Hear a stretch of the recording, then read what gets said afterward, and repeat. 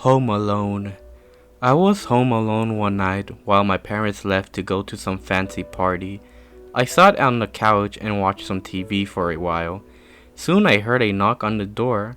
I looked through the peephole, but I saw nobody. I shrugged it off like it was nothing, but soon enough I heard the knock again. I decided to open the door, and there was a chill down my spine. When I did that, I heard a whisper saying, "Hide." I was so scared at that point where I locked all the doors and windows and ran to my room to hide. I called the police and later they came and called my parents, but they said they couldn't find anyone or anything in the house.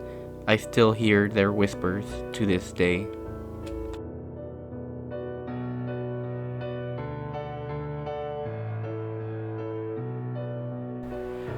My four friends had the same imaginary best friend.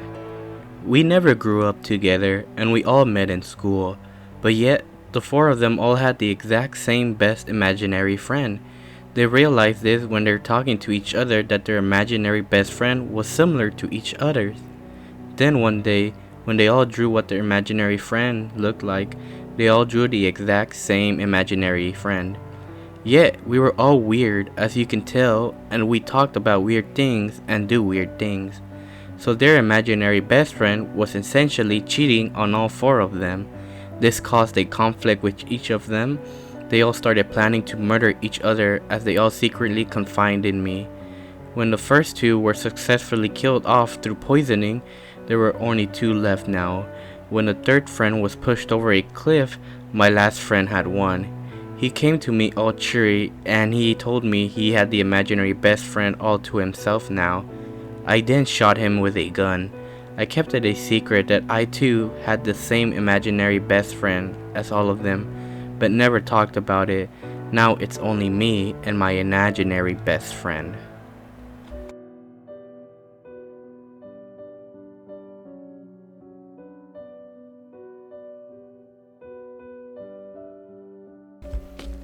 An unexplained end. Fire and flame have always been my friends. A method of madness, a means to an end. Just one tiny spark can set a whole home ablaze. Untamed, it can take down a whole town in days. Those matches were well made, too well by my guess. Wrong place and wrong time, I can't die like this. My father's heavy body is blocking the door. I should have stabbed him over by my amur. But then my mother's in there, bleeding on the floor, so I guess there wouldn't be room for one more. And my big sister is there under the bed. Though she didn't all fit, I chopped her off her head. After the curtains caught too fast, I should have been gone. I just wanted to watch their flesh melt from their bones. It brought me such thrill to hear them all scream and shout, especially when I poked my mother's eye out. I just wanted to kill them and live free and proud, except now I'm trapped too and can't get the hell out. The smoke's getting thicker, I can't hardly see. Wait a minute, I think I hear the police. I think I'm going to jail and this time I can't run, but at least I'll go knowing my family's well done.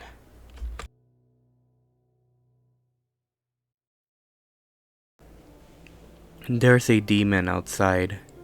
I woke to a thud outside my window on the second floor. I was younger then, so I was hesitant to look outside. I didn't know why I was scared. For all I knew, a bird flew into my window and is gone now. I think it was the unknown of what exactly hit my window. Nowadays, I wish I didn't look outside to see because what it had left a mark on my brain that it will never erase. While under the covers, I heard a knock on my window that was again on the second floor. If I wasn't scared before, I sure am now, but out of curiosity, I lifted the covers to take a peek outside to look out. I saw a small red child looking thing. It looked like a person, but something was wrong. Its eyes seemed to be a little further apart than usual, and its mouth was wider than it was supposed to be. It smiled and waved at me. It opened its mouth that seemed to be void as far as I could tell. I put the covers under my head and hid, beginning to cry. Then my window opened. I heard foot patter to my bed. Then I heard what sounded like a little boy saying, "Hey, don't be mean. I just want to play." When I opened my eyes and looked through the blanket, I saw a little kid, no wings. I couldn't see his skin color because it was a little dark, but I lifted the covers to see who was talking to me. I was so trusting back then. When I lifted the covers, there was the same small creature I saw before. It took its long bone arms and gripped the side of my head tightly and screamed right in front of my face. It sounded more than one people screaming. There were adult voices, but it sounded like someone edited their voices to sound younger. My parents ran in, and the small creature flew out the window distressed. My mom and dad were talking, but they seemed calm. I was too scared to understand or care.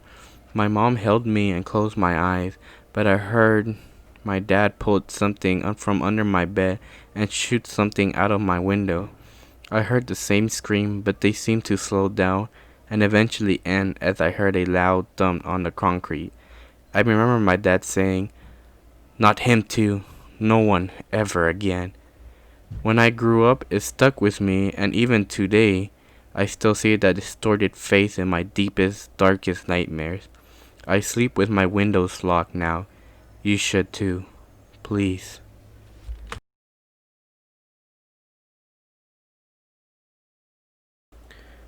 The Lady in Red. I'm glad I took up running. 2 years ago, I decided that I would take it up. It was hard at first. I won't deny that burning sensation in my lungs, the cramping in my legs, and the heat. The sweat on the back that grew cold when I stopped to take a breath. I pushed myself for a mile each week. Not much to others, but I wanted to try. Try and outdo myself and lose the fat that had built up around my stomach and thighs. I couldn't look in the mirror without pulling the skin backwards on my neck so I wouldn't have a double chin. It took a few weeks before I could easily run without sweating or running out of breath, and it took even longer before I could even look in the mirror and see how my progress had affected my weight. It was 6 months when my nose and ears started to trickle blood. At first I thought nothing of it, that the pale rosy pink stains on the tissues was some sort of sweat reactive chemical of the product. They were brand new, and I hadn't checked the ingredients because they were packed of tissues. It was another month before blood clots started to block my hearing and senses. I couldn't taste anything I ate, started to feel dizzy when I walked, but I didn't think anything of it. I just wanted to keep running and get over what I thought was just the flu. And yet I continued running, despite the blood running in my mouth, the taste of copper making me gag, and the clocks getting so big that I thought I should have died by now. It was about a year and a half in, so 6 months ago now, that I noticed the woman in the red suit. Very prim, very proper, never cracked a smile, but never a frown either. No warmth, but no coldness about her either. She just seemed to exist, watching, waiting, red. I would run on a straight road, and she would be on the opposite pavement, watching.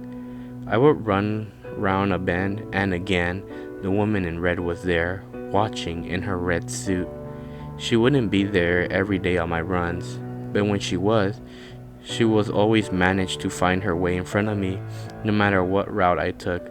I also found out that on the days she wasn't watching me, the blood from my ears and nose would become worse.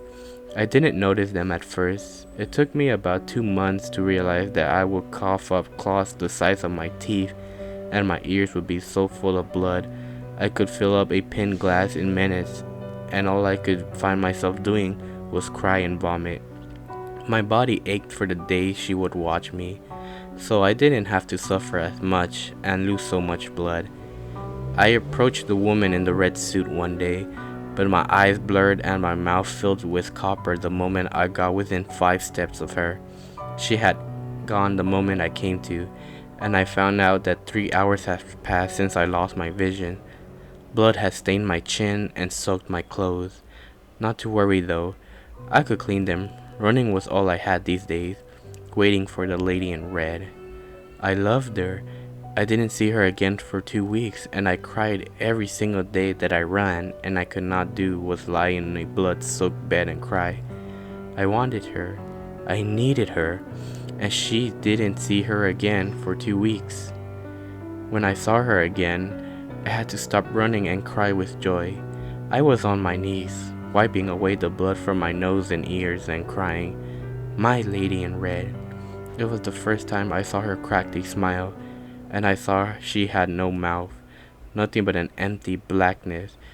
But she was the most beautiful lady in red I have ever seen. Today is the day, my final run, where my lady in red will wait for me and swallow my body whole, for she is the mistress of blood and love. She has my whole heart, and I cannot wait to be one again with her. I'm glad I took up running.